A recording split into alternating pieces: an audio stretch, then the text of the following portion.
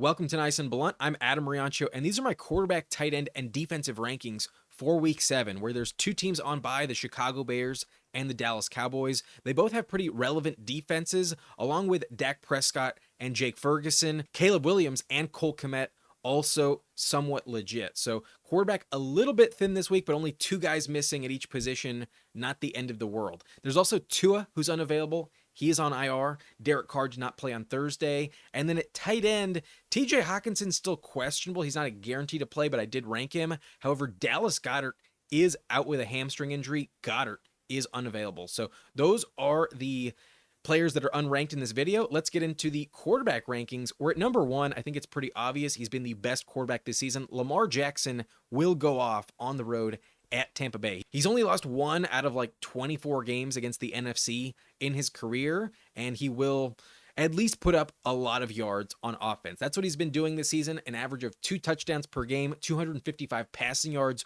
with 67 rushing yards per game. Lamar Jackson has been lights out. He's the QB1 with 23.9 points per game this season. The matchup is also top 8. They've allowed 290 yards per game on average over their last 5, and that includes that 500-yarder against Kirk Cousins. In Week 1, the Bucs also gave up 88 rushing yards to Jayden Daniels. So Lamar could approach 100 this week. I do think he will be the best quarterback in Week 7. Number 2, in the exact same game, I have Baker Mayfield versus the Ravens, who have actually been terrible on defense in the passing game. An average of 300 yards per game allowed with 10 touchdowns and 2 interceptions over their last 5 games. They do give up 21.4 points per game on average. So Baker gets an upgrade here, and already he's legitimately the quarterback 2 in points per game this season, averaging 22.5. He's scored 17 touchdowns this season with only 5 turnovers. Baker is fantastic, and this offense doesn't really score with the running backs that often. So Baker will be lights out. He's a top 5 play. I have him at number 2 this week against the Ravens. Number 3, I have Jayden Daniels versus Carolina, who's been great this season. The quarterback 3 in points per game, averaging over 22 on a weekly basis. And he's giving you 54 rushing yards per game with 4 rushing touchdowns this year. While he's only thrown 6 passing touchdowns, he's only turned it over twice as well. So he's kept it clean on the stat sheet, and I think he'll protect the ball. This game will probably be a blowout win. Panthers' run defense is atrocious this season. So Jayden Daniels probably runs for 75 plus this week, and he'll be a lights out top 3 quarterback in Week 7. At number 4, I have Josh Allen versus Tennessee, who I think will win in a blowout this week against the Titans. They could legitimately drop 40 points at home with the addition of Amari Cooper. That's really going to bolster his floor this season. He's not been elite in terms of passing yards, only 193 yards per game. Amari Cooper does help that a lot. So he'll be a lot safer. He's also been a little diminished in the run game. Only 30 rushing yards per game this season with 3 rushing touchdowns. Last year, he had 15. And this year, he's on pace for only about 8 or 9. So it's a little disappointing, but it's still a very high-end player. You're still starting him every week. And although the matchup is bottom 10, I kind of don't give a shit about it. The Bills are due for like a massive game on offense, and it probably happens this week. They're going to beat up on a bad team. So start him with confidence. No one's ever benching Josh Allen. Number 5, I got Jordan Love versus the Texans, who is the quarterback 4 in points per game this year. He's only played in 4, not 6, but he does average 283 passing yards per game with 12 touchdowns, 6 interceptions. He has been great from a volume standpoint. His passing production is fantastic. So especially if you have that 300-yard bonus in your scoring format, Jordan Love is a must start, and he's top 5 for me this week, and he's probably going to remain top 8 at the worst all year long. I think Jordan Love is a must start moving forward. Number 6, I have Jalen Hurts at the Giants, who is not playing like lights out this season. However, I still think you're starting him. It's a top 9 matchup over the last 5 games. The Giants have given up 18.2 points per game. They have not caught a single interception in that sample size, and they've given up 6 touchdowns, an extra 39 rushing yards per game. So I do think Hurts will exploit that on the ground. I think he'll be pretty fine. However, he does have more turnovers than touchdown passes this season. 6 touchdowns, 6 turnovers this year. And he's only quarterback 10 in points per game with an average of 17.9. So you're a little disappointed with Hurts this season, but A.J. Brown has missed a lot of time. I think that's the main reason why. My only concern here is that they will force the issue with Saquon Barkley in his revenge game, and there won't be enough touchdowns to go around. However, that's kind of a weird thing to stress over. I think they'll be okay on offense in general, and Hurts is usually a safe play. I think he'll give you about 17 plus points. That's actually what he's averaging against the Giants over his last 5 divisional games, an average of 42 rushing yards per game, 215 passing, 5 touchdowns, 5 interceptions, another 2 rushing touchdowns. Overall, that's 17.2 points per game on average. So I think he has a decent floor, and inevitably he will turn up. So I'm still starting him, but I actually have lower expectations for these next 5 names, including him. I think overall this tier from 6 to 10 is actually a little less safe than the ranking would suggest. But based on where you drafted him, the name value, and their track record overall, they're probably players you're still keeping in your lineup. At number 6, Jalen Hurts probably doesn't go over 20 points this week, but I'm still starting him in my lineup. At number 7, I also have a diminished ceiling projection for Joe Burrow at Cleveland, who is pretty bad historically against the Browns. He's 1-5. He's never won in Cleveland as well. And in 6 career games, he's averaging 17.7 fantasy points per game against the Browns, 260 passing yards, 13 rushing yards, 10 touchdowns, 5 interceptions, and a rushing touchdown. So the numbers could be better, but they're pretty fine. I think he'll be okay. And especially with the weapons he has, Jamar Chase, T. Higgins, he'll be a safe play no matter what. So I think just like Jalen Hurts, you're getting at least 17 points here, and the potential for 20 might not really be there, but I think the floor is guaranteed. You're never going to get burned with these types of players. I think you're still starting Joe Burrow in this matchup. Number 8, though, I have CJ Stroud at Green Bay, who doesn't have the same ceiling without Nico Collins, but Stroud has 10 touchdowns, 5 interceptions on the season, and is also averaging 263 passing yards per game. So a pretty decent floor every single week. And although it's not ideal, Tank Dell can step up, and I don't think they have as much success with Joe Mixon on the ground this week. The Packers are actually a very legit defense. They are underrated. They force a lot of turnovers, and I do think there is some tricky potholes looming for Stroud in this game. He could definitely turn it over multiple times. So he's not the best option. I think he will have much better games rest of season, but this game also has some high shootout potential. It'll be very competitive. I still think Stroud is a top 10 quarterback. I'd still roll him out there if I drafted him. At number 9, though, I feel pretty good about Sam Darnold's upside against Detroit this week. It's a very good matchup for receivers because they allow a lot of passing yards per game. However, they've only given up 4 touchdowns over the last 5 games, paired with 7 interceptions. So Darnold could turn it over. He could make some mistakes. But before the Jets game, Darnold had 11 touchdown passes in his first 4 games. He's also thrown only 4 interceptions on the season, and he will easily move the ball against the leaky Lions secondary. So I think he's going to be fine. Jefferson will go off. He kind of owns this matchup. And TJ Hawkinson probably comes back. The fact that Addison is there as well offers a legitimate 30-point ceiling for Darnold. I think he's an excellent play, but I'm a little worried he throws for like 1 touchdown and maybe 2 interceptions. The Lions defense has been somewhat better this season. So he's okay. I do think he's worth a start because of the shootout potential. This game could have a very high score. I think Darnold is a top 10 play in week 7. Number 10, I got Kyler Murray versus the Chargers, and I might be under-ranking him because he does give you 43 rushing yards per game, but not very much in the passing department, only 198 passing yards per game this season, and that's just not elite. He has 9 total touchdowns, 4 turnovers this year, and the Chargers defense is a bad matchup. They are bottom 5 against the position, only giving up 13.4 points per game on average, and 5 touchdowns, 5 interceptions in 5 games is not that great. So they will limit him. I don't think the Cardinals offense really gets rolling in this matchup, and there is some risk. I don't love this matchup on paper. So Kyler has a high floor because of the rushing yards, but the ceiling I think is missing this week. There's also still a chance that Marvin Harrison gets ruled out with that concussion. So that is something to monitor. I would probably bump him down maybe like 1 or 2 spots if he's ruled out. And if he is active, I don't think I bump him up at all. I don't think he's a better play than Darnold this week. Number 11, I have Brock Purdy versus the Chiefs, who did play very well last week against Seattle, but it's a very difficult matchup against the Chiefs secondary. Off the bye, it'll be a tougher test than usual. So kind of a downgrade for Purdy. The Chiefs are not the best spot, but they do get gashed by tight ends. So Kittle, I think, will go off in this game. Debo and Ayuk might struggle, however. Juwan Jennings was massive in the Super Bowl. That would be nice to have on the field as well, but he's not practicing. So that does cap the upside. However, Ricky Pearsall is expected to make his debut. He was full in practice earlier this week. So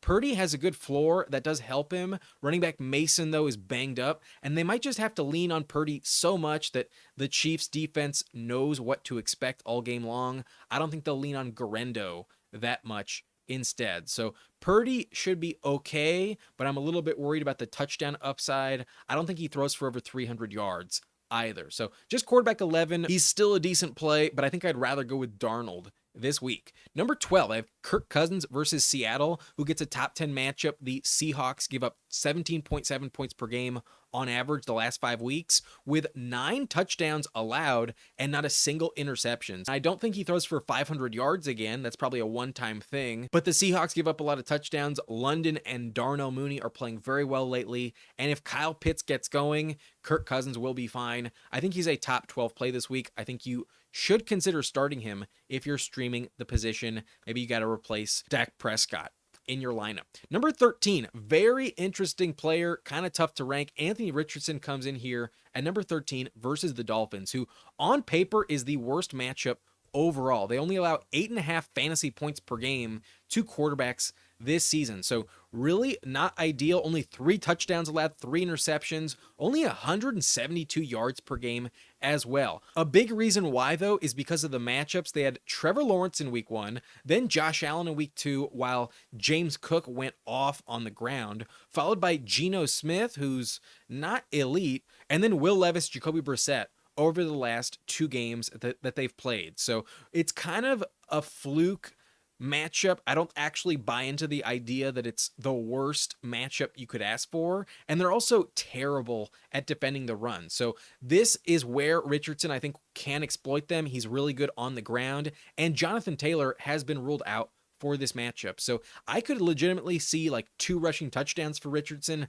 maybe even 100 rushing yards as well. They will lean on him, and he's pretty motivated given that Flacco has kept him off the field the last 2 games. So while I don't fully trust him, he has had some terrible games this season. I do think this is a spot where he could play very well. The Dolphins have given up 8 rushing touchdowns over the last 5 games. So that's the only way that this works out if Richardson really dominates on the ground. And I think he could. I don't think he'll throw for many yards, but I do think if you get that deep bomb that you're hoping for, that's the ceiling that will unlock that 25-point potential. And it would be really nice as a cherry on top. But I think the floor is good for 16 plus points this week. I do not think Richardson burns you with less than 10. I think he's a safe floor play with the potential for that high upside. Number 14, though, if you just want to play it safe, I think Jared Goff is a safer bet for at least 15 points, but I'm not convinced he goes over 20 this week. It's not the best matchup.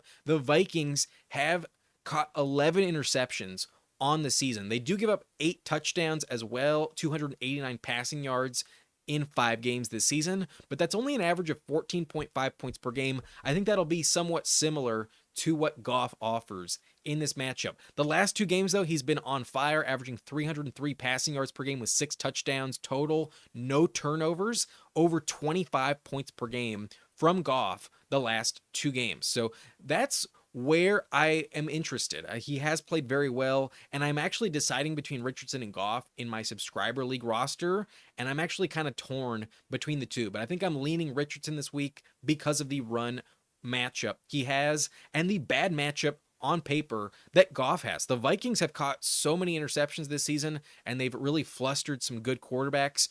Goff could struggle and they might just lean on the run if they do get out to an early lead. So that's my concern. I'm not convinced he throws for like 3 touchdowns this week, but he probably throws for at least 1 with 250 plus yards. He'll be fine, but not the highest ceiling you could ask for. He's a top 15 quarterback, not top 12. Number 15, though, I have Geno Smith at Atlanta, and shockingly, he's a top 12 quarterback in points per game this season with an average of 17.3 this year. 7 total touchdowns, 6 turnovers, but 296 passing yards per game keeps the floor very high.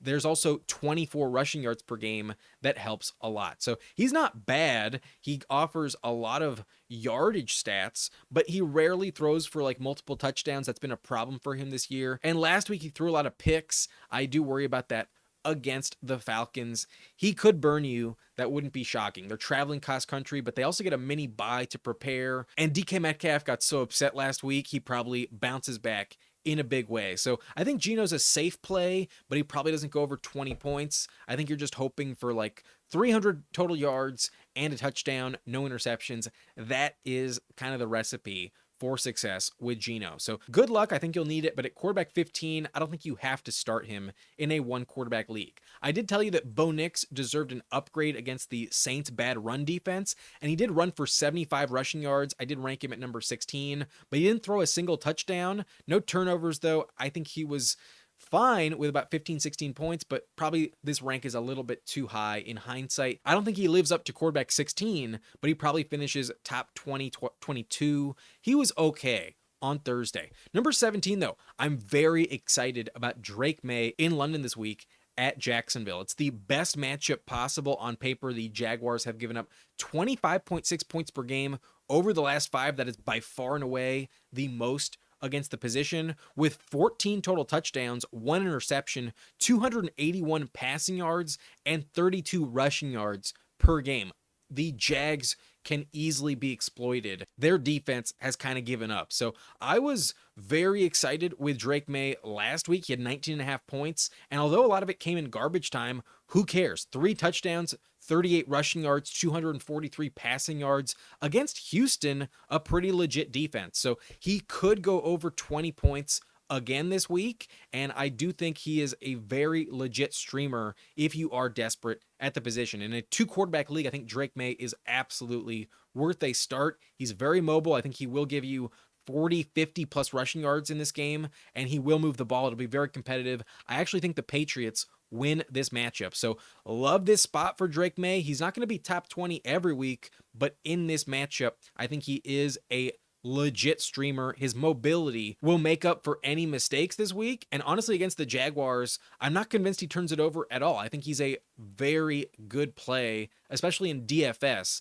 I'd want him in my lineup for a cheap price. Number 18, I have Aaron Rodgers at Pittsburgh, who gets a bottom 6 matchup. I'm a little worried about the Steelers, who are tough in general, force a lot of turnovers and sacks. But Devontae Adams is coming to the rescue. At what expense to Breece Hall and Garrett Wilson, though? That's yet to be determined. But I could easily see Rodgers throw for 250 plus and 3 touchdowns. Kind of like last week, I think they will move the ball, but they might have some problems in the red zone. So I think he'll be okay. I think he's a top 20 play. I think Drake Maye has a higher ceiling, but Rodgers probably has a safer, higher floor despite the bad matchup. Number 19, though, I'm benching Patrick Mahomes at the Niners. He's been bad this year. Only the quarterback 26 in points per game, an average of 13.9. He's been a liability in your roster. 6 touchdowns, 6 interceptions this year, 247 yards, only 16 rushing yards per game. Nothing special from Mahomes. So the team does not win by shootout. All his weapons are hurt. Even Juju is banged up right now, and he's not a guarantee to play. So you have to rely on Travis Kelce and Xavier Worthy. Not many other people are even available. And this is probably another 23-21 close game for the Chiefs. Their defense is a big reason why they're undefeated. So Mahomes is not worth a start this week. I think you could honestly consider dropping him. I would be shopping him for a trade, see what you can get. Maybe the name value allows for an upgrade, but Mahomes is not a good play this season. He kind of feels like a player that loses you the matchup. He's not a difference maker. He does not offer any 20-point upside this season. Number 20, I have Justin Fields versus the Jets, and it sounds like they might actually start Russell Wilson this week, but I kind of don't believe it. So this is still my rank on Fields. I think it might go down to the wire in terms of who they decide to start on Sunday night, and that's a problem. It's a late game window. You only have the Ravens-Bucks game on Monday or the Chargers-Cardinals game to pivot to if you're without a quarterback, and I don't feel confident with Russell Wilson at all. So unless you're pivoting to Aaron Rodgers, then it's kind of like only worse options. I think you'd rather just bench him and kind of just avoid that situation entirely because of the late game start time. It's also a bad matchup against the Jets. They rank bottom 4 against the position this season, so I don't think there's much upside either. I think he will struggle to score a lot of points. So Justin Fields, not worth a start this week. At number 20, there's always some rushing upside, but it's not guaranteed he even plays. I'd rather just keep him on the bench in week 7. Number 21, I have Justin Herbert at Arizona, who gets a good decent matchup. They're actually top 3 on the year, but in the last 5 games, they only rank at number 12, giving up 230 passing yards per game with 9 total touchdowns allowed the last 5 games. So I think Herbert will have one of his better games on the season this week, in my opinion. This game could get competitive with a feisty offense on the other side, and I think Ladd McConkey does contribute. I think he will throw for 2 passing touchdowns this week. Justin Herbert has a decent floor, but the ceiling is capped. He's never throwing the ball more than like 30 times in any game. So Herbert is okay, but only in a 2-quarterback league. His offense just doesn't offer enough upside. If they get in close, they run it in more times than not. So he's not going to turn it over, but I don't think he offers like 20-point upside. He'll be fine, a safe floor play, nothing else.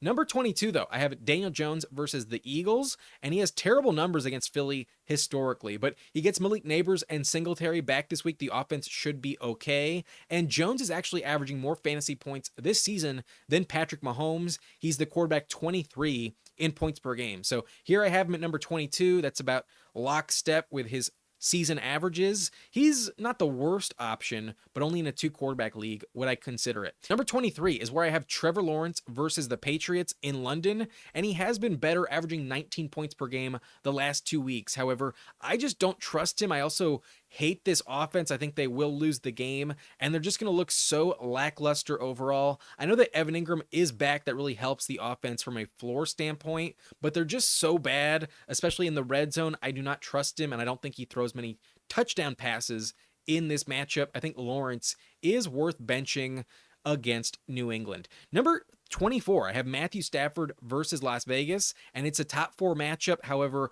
in large part thanks to 3 rushing touchdowns over the last 5 games. And with Stafford, that is probably pretty irrelevant. He gives you no mobility overall. So you're just hoping for some passing touchdowns. And while he does get Cooper Kupp back, it still probably doesn't give you multiple touchdown upside. Stafford is just a floor play. They're going to lean on Kyren Williams once again in the red zone. So until Puka Nacua comes back, I'm just never expecting like 2 passing touchdowns for Stafford, and I think he's a low-end floor play. No thank you with him. He's kind of the cutoff point in a 2-quarterback format would be the only scenario I consider starting him. At 25, moving forward, this is where I'm definitely benching all of these players. I got Andy Dalton at the Washington Commanders, and best case scenario feels like 15 points for him. You expect 1 touchdown pass every week, but 2 kind of feels like he got lucky. I would not press my luck with Dalton against the Commanders. Number 26 is where I have Tyler Huntley at the Colts, and it's a top 6 matchup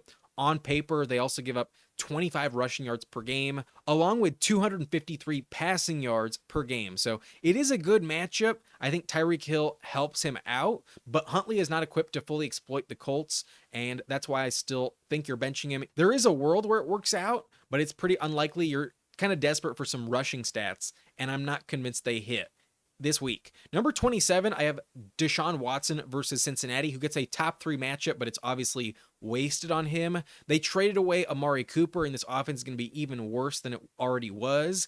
And I honestly think they could insert Jameis Winston into this game if Watson is ruining the Nick Chubb debut at halftime. Wouldn't shock me at all if they pivoted to Winston. So he could get benched. I think he's a massive liability. I have no faith in Deshaun Watson. I'm also not starting Aiden O'Connell against the Rams. Gets a top 7 matchup. They have given up 10 touchdowns, 2 interceptions in 5 games this year, but still O'Connell is a very low ceiling player and very low floor as well. Jacoby Myers should play, so at least there's someone other than Brock Bowers, but without Devontae Adams, fuck no, I have no faith in O'Connell. Number 29 is where I rank Russell Wilson, assuming he starts. Versus the Jets, it's a terrible matchup, and Russell Wilson doesn't offer that rushing upside that Justin Fields does. So I don't feel good about it. I think they're kind of ready to throw him under the bus. They're kind of maybe forced to start him based on the deal that Tomlin gave him when they signed him. However, against the Jets, like,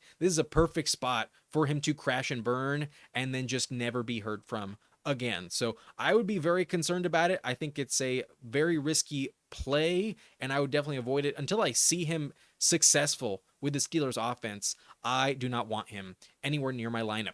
Number 30, I'm never trusting Will Levis. I think at some point he could get benched. He's also questionable this week to even play. We could see Rudolph in this matchup. Number 31 is where I ranked Spencer Rattler heading into Thursday. I told you he was the worst quarterback this week. 172 passing yards, but no passing touchdowns. He was pretty brutal. Number 32, though, last player ranked, isn't even a starter, but I genuinely think Jameis Winston will get some snaps this week. My intuition is telling me that the momentum is starting to build. I think by next week, he could be the starter, and that means he might get inserted into the roster at halftime if Deshaun looks like shit. So it's an important divisional game with Nick Chubb returning. They might try to get the fan base excited by inserting him into the lineup after Watson looks like shit. So keep him in mind. I actually see some interesting upside for him rest of season if he is the starter, but until we know for sure, you cannot even pick him up. Let's move on, though, to tight end, where I mentioned already Dallas Goedert is out with a hamstring injury. Cole Kmet and Jake Ferguson are on bye. At number 1, though, I have George Kittle versus the Chiefs, who is obviously the tight end 1 in fantasy this season. He has 6 touchdowns already. So he is by far and away the best option, averaging 14.6 points per game. That's more than 4 points higher than tight end 2 this season, Brock Bowers, who averages 10.5 points per game. So Kittle is dominant. He's starting to separate himself as the league winner at the position this year, and the gap will widen this week because the matchup is also number 1 in the NFL. The Chiefs this season against opposing tight ends allow 14.3 points per game, 6.5 catches per game, 82 yards per game, and 2 touchdowns. And I think he showcases why he's the best tight end in the NFL moving forward. Kittle is the tight end 1 this season. Number 2, I have Brock Bowers at the Rams, who's probably in a different tier than Kittle, but definitely elite. He's also tight end 2 this season with 10.5 points per game, leading all tight ends with 7.7 targets per game, the most volume at the position. Also, the most yards per game at the position with 64 per game. However, only 1 touchdown on the year. So that's the only problem for him. The true elite ceiling has not quite been untapped. And given the quarterbacks he's dealing with, he probably doesn't score that many touchdowns on the season. But with Adams officially gone, he's their clear number 1 weapon every single game. And he also gets a top 2 matchup. The Rams have given up 11.6 points per game to the position, and that includes 3 touchdowns overall. So I do think Bowers has a elite floor every week, and this week the ceiling is unlocked. Bowers should play well. I just think Kittle is a safer bet to find the end zone. Number 3, though, in a kind of different tier altogether, we have Trey McBride versus the Chargers, who is the tight end 5 in points per game this season with 8.2, and that includes not a single touchdown on the season yet. It also includes a game where he left early with a concussion, and on the year, he has at least 6 targets in every game. He's had 8 or 9 several times as well. So the floor is very high every single week. At some point, the touchdown will hit. He's a must start every single week, and Trey McBride at tight end 3 feels like a lock in your lineup every week. Number 4, I have Travis Kelce at San Francisco. Off the bye, it's definitely going to help him be fully rested for this game. He is being saved for the playoffs, obviously, but he will show up in playoff environments, and that is what this game represents. I think he will see at least 10 targets, especially with Juju banged up at the moment. There are very few other weapons to trust. So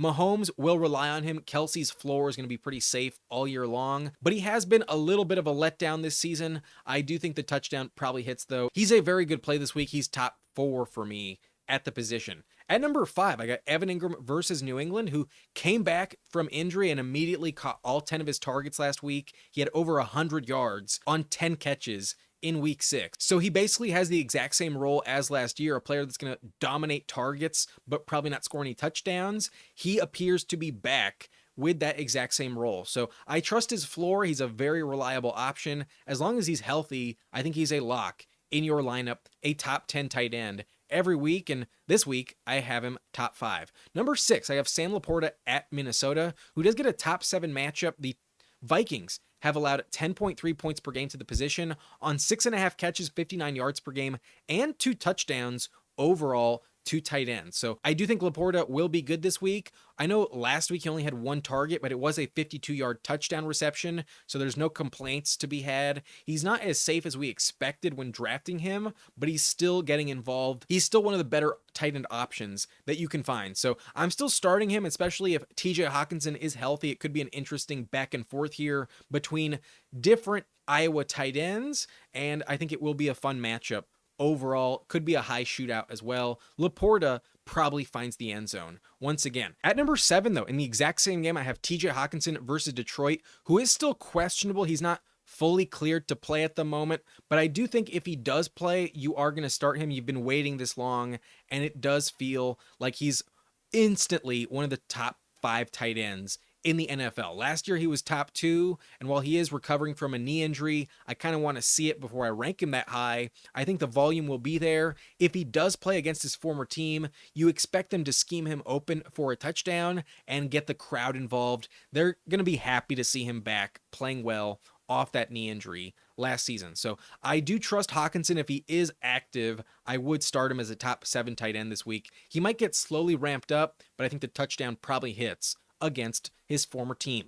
Number 8, I have Dalton Kincaid versus Tennessee, and it is the worst matchup on paper. The Titans have only allowed 3.8 points per game to the position this season, but a lot of that is just who they've faced. I'm not actually worried about it. The addition of Amari Cooper, though, I think actually helps him because he was probably consistently getting the most defensive attention every single week up to this point. So now he can probably breathe a little bit easier and still get 6 or 7 targets every single game. He's been coming alive a little bit more lately, and I do think this offense still offers a lot of touchdown appeal. So while it is crowded, it gets a little more crowded with Amari Cooper entering the mix. The roles are a bit more defined, and I do think Kincaid will get a bit more open with a true number 1 receiver lined up alongside him. So he's still safe. He's still top 10, but let's see what this offense actually looks like before we rank him in the top 5. Number 9, I have Kyle Pitts versus Seattle, who gets a top 4 matchup this week. The Seahawks allow 10.5 points per game on 6.2 catches, 66 yards per game, as well as 2 touchdowns on the season. So it's a good matchup over the last 2 weeks. Pitts has also been pretty reliable. 13 targets, 10 catches for 79 yards per game. Not a single touchdown, though, only 1 on the year, but I'll take it. He did catch a touchdown back in week 1, but that's never been his forte in his career. Touchdown passes are not exactly what you expect from Kyle Pitts, but he has at least 6.9 points per game in 4 out of 6 games this season, and that's a pretty decent floor. He did give you a bagel, though, in week 4, so there's always that risk with Kyle Pitts, but he is one of the more reliable tight ends on the season. I just wish he could score more touchdowns. The ceiling is never really that much higher than 10 points. It kind of feels capped with Kyle Pitts in this offense. They're still getting Mooney involved at a higher rate. Number 10, though, I have Mark Andrews at Tampa Bay, and he has 2 straight games with over 55 yards, and he also got back in the end zone last week. I'm almost ready to say that he's back to being a safe option in your lineup, but I still think he's in the Kyle Pitts tier. There's always that possibility he burns you. With likely on the field, it's never a guarantee with Andrews, but he does face his former college quarterback Baker Mayfield on the opposite side, so maybe just for the sake of it, they get him another touchdown. I want to see it one more time, though, before I rank him above guys like LaPorta and Kincaid and Engram, but I do think he warrants a start. If you've held on to him this long, he's still one of the safer tight ends to roster. It gets kind of brutal after this point. Number 11, I have Pat Freiermuth versus the Jets, and he came up flat last week, but so can any tight end. He's been a top 11 guy in points per game this year. So I do rank him here at number 11. He's still top 12. However, the pivot from Justin Fields to Russell Wilson could be a variable that's hard to predict. It could help him in the red zone. Maybe there's fewer scrambles from the quarterback and more end zone targets available, but maybe the offense is a lot worse. Maybe Russell Wilson does not move the ball at the same rate. So I think Fields probably ends up keeping the job anyways, but this week it's a little bit weird.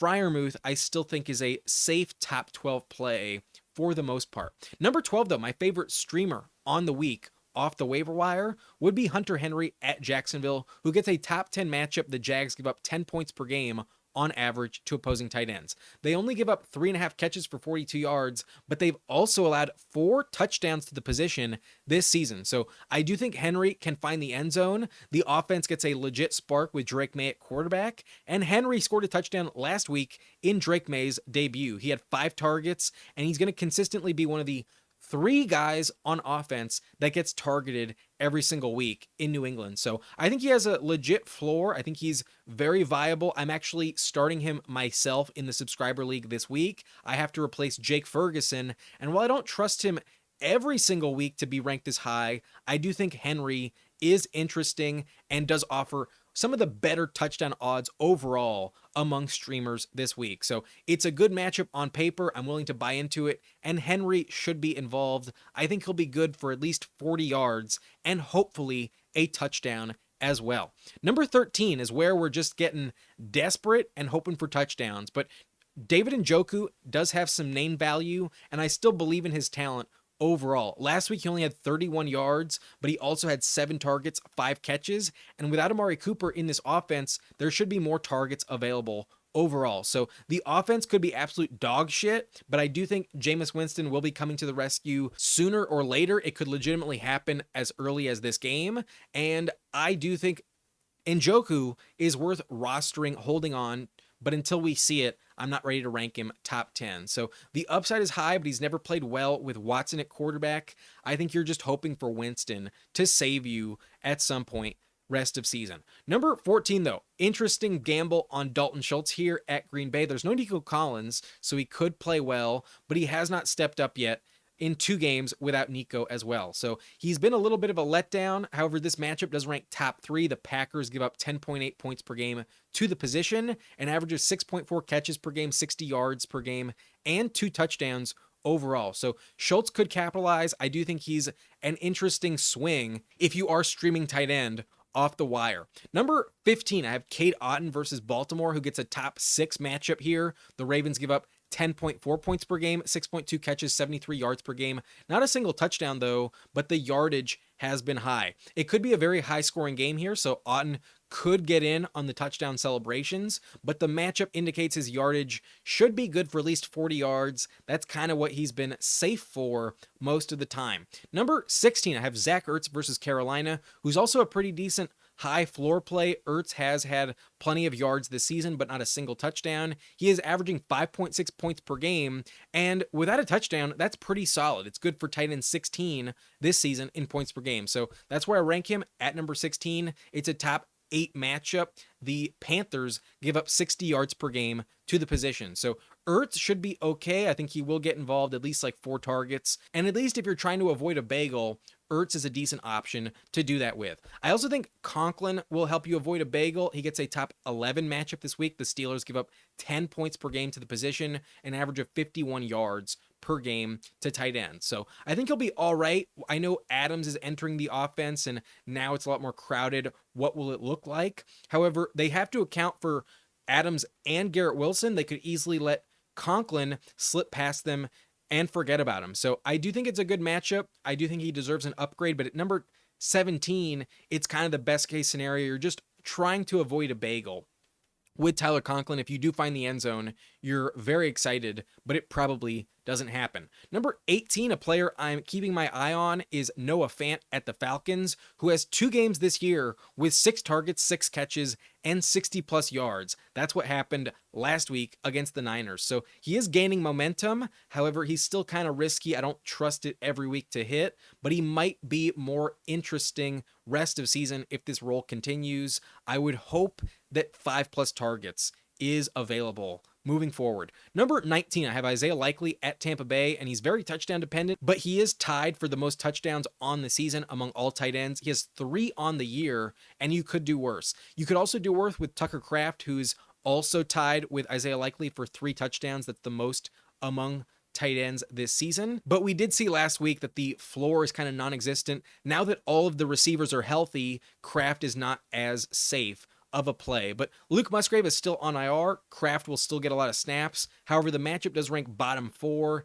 I kind of don't give a shit though. Kraft is just a gamble that you're hoping for a touchdown with. Number 21 through 25 though, I'll just show on the screen here. I had Foster Moreau and Juwan Johnson back to back, and I told you that Moreau was actually the better guy, but they're both pretty bad in that game. Colby Parkinson is still going to be on the field, but Kupp returns, so the upside is kind of limited. You're hoping he just gets forgotten about by the defense. And Jonnu Smith gets a top 5 matchup, but that's really the only reason to consider him. You don't trust Huntley at all. And lastly, I have Will Dissly at Denver, and I think Herbert will play well this week. Dissly is their best tight end in fantasy. You're just hoping for a touchdown, though. I doubt it actually happens. So those are my tight end rankings. Let's move on to defense now, where I did tell you the Broncos were the best start on the week. It was pretty obvious with all of the Saints injuries. They did not disappoint. They also had a late defensive touchdown that definitely opened up that ceiling. Number 2, I have the Bills versus Tennessee, and anytime you face off against Will Levis, you're going to get gifted the ball. It's a very good play against the Titans, and I do think the Bills could also score on defense themselves. I think the Bills score over 40 in this game. Number 3 is where I have the Jets at Pittsburgh, and this rank is assuming that Russell Wilson starts. If it's Justin Fields at quarterback, then I'd probably drop them like 3 spots down to number 6. However, I think it's a pretty low-scoring game. They're still talented on defense, and the Steelers' offense doesn't scare you, especially if Russell Wilson is the quarterback. Number 4, I have the Commanders versus Carolina, and it's really just the matchup here. The Panthers are absolute trash, and it's always a matchup worth chasing. I know the Commanders aren't the best defense overall, not much talent, but they have been improving. Dan Quinn is getting them a lot sharper, and since they benched Emmanuel Forbes, they're not as leaky in the secondary. So Washington is a legit streaming option this week, but if you have a stud defense, I wouldn't drop them just to pick up the Commanders. I also wouldn't drop them to pick up the Rams defense, but I do think they're top 5 this week against Las Vegas. It's a very good matchup off the bye against Aiden O'Connell with no Devontae Adams. The Raiders offense will struggle. So I do think they're decent, but I wouldn't cut my stud defense to acquire them. Only if you're streaming the position would I consider them. I'd rather go with the Commanders though against the Panthers. Number 6 is where I have the Steelers versus the Jets, and perfect example of a defense not to drop just for Washington or the Rams. The Jets offense does look a bit scarier with Adams, but we still haven't seen it yet. They could kind of struggle. Rodgers is not the same quarterback we remember him being like 5+ years ago. And the Steelers always get some turnovers. They will force some sacks. I think they keep this game relatively low scoring, probably like last week. It's like a 23-20 type of matchup. So Steelers still top 10, but a little bit risky here. Number 7, I have the Chargers versus Arizona, who are very underrated, especially in fantasy. They do not give up many points, and the offense also controls the clock. The time of possession does keep them off the field for the most part. So they're a reliable top 10 defense rest of season, in my opinion. I really love the schedule moving forward, and they're also past the bye. So if you do pick them up, you could get away with only rostering the Chargers defense rest of the season. I also like their playoff schedule. The Chargers, I think, are valuable, but I get it if you think I'm just a homer with this take. Number 8, I have the Chiefs at San Francisco, and this is where I think it's like really gambling at defense overall. There's some good defenses with tough matchups, and this is a perfect example of that situation. The Chiefs are probably one of the best defenses in the league. If not, they're at worst top 5, and with injuries at running back on the Niners offense, I think they will keep this game low scoring. It's just I'm a little worried about George Kittle and some of the receivers going off as well. They could burn you in this matchup, but the schedule will get better after this game. Number 8, I have the Bengals at Cleveland, and the Browns offense is just so inept, especially after trading Amari Cooper. They probably don't move the ball very well, but despite their struggles, I do think the Bengals are getting better on defense, and just like last week against the Giants, they probably hold Cleveland to under 20 points. Number 10 is where I have the Niners versus the Chiefs, and the Chiefs offense is so banged up at the moment. They lack a lot of weapons to scare you away, and Staley's defense has been a little worse than what we've expected from the Niners over the last few years, but they're still playing well, and I could see some turnovers in this game. Niners, I think, are still top 10 even against Kansas City. Number 11, I have the Packers versus Houston, who do get a bad matchup against the Texans, but the Packers have 17 turnovers this year, 9 interceptions, 8 fumbles, along with 16 sacks in 6 games. They're very valuable, very underrated, and if it wasn't for this matchup, I would probably rank them top 5. I think this is going to be one of the lowest ranks I give you on the Packers rest of the season. They are not going to be worse than top 12 moving forward. They are very, very valuable in fantasy with all the turnovers that they've forced. Number 12, I have the Saints versus Denver. I told you they were like a fringe start, and as long as your league doesn't count those defensive touchdowns against you, then they were probably like somewhat safe, but this is probably too high of a ranking. Bo Nix did not throw a touchdown, but they gave up a lot of yards on the ground. The Saints at 12 probably is a bit too high. Number 13 is where I have the Patriots at Jacksonville, who I think the Jags are on upset alert.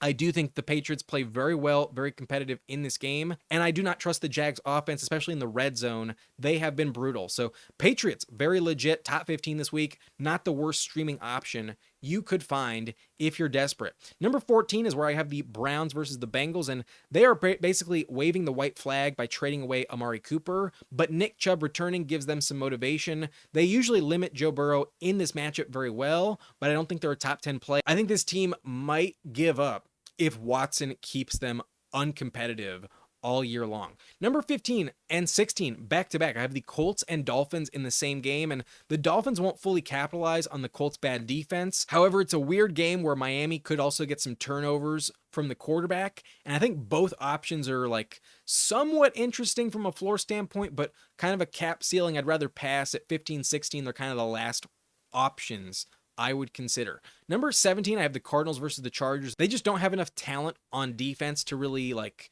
offer value, but the Chargers rarely score more than 23 points, so the risk isn't that high. The Giants and Eagles, though, come in back-to-back at 18-19, and this game is also going to be very weird. The Giants have played very well on defense so far, and they've also owned time of possession, so their defense isn't on the field that much, but I think New York actually wins the game, so that's the tiebreaker. The Eagles probably put up a decent fight as well, so that's why I have them back-to-back, and at 20, I have the Falcons versus Seahawks, but this could be a high-scoring game. I'd rather pass. At 21, I got the Texans versus the Packers, and the Packers' offense at home does scare me, so no thank you. Seahawks facing the Falcons also at home does scare me as well. In Atlanta, I'll pass on Seattle. Number 23, I have the Raiders against the Rams, and Rams offense off the bye with Cooper Kupp back. No thank you. Jaguars versus the Patriots. I know it's New England, but the Jags suck.